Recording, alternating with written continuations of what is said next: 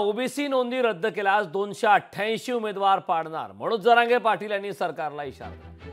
छगन भुजबळांना येवल्यात पाडणार असं मनोज जरांगे पाटील यांनी म्हटलंय। भुजबळांना हाताशी धरून फडणवीस वाद लावतात।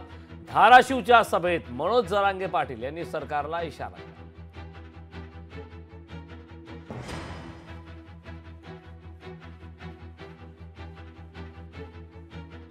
या धाराशिव जिल्ह्यातून आणि या लाखो मराठ्यांच्या साक्षीने शिंदे साहेबांना आणि फडणवीस साहेबांना सांगतो, या आमच्या सरकारी नोंदी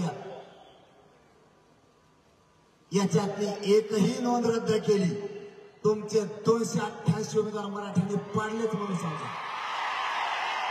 तुमच्यात हिंमत असली तुम्ही फक्त नोंदी रद्द करून दाखवा, मग मराठ्यांची ताकद काय असते मग तुम्हाला आम्ही दाखवू।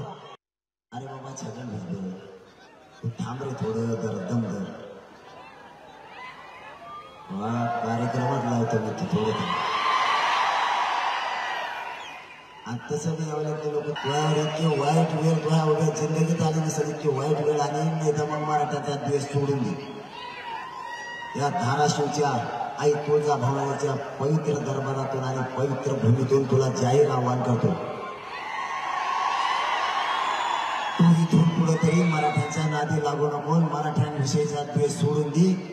याच मराठ्यांनी तुला मोठं केलेलं आणखी मोठं करते, नाही तर हेच मराठी तुला पायाखाली कायमच दाबतील।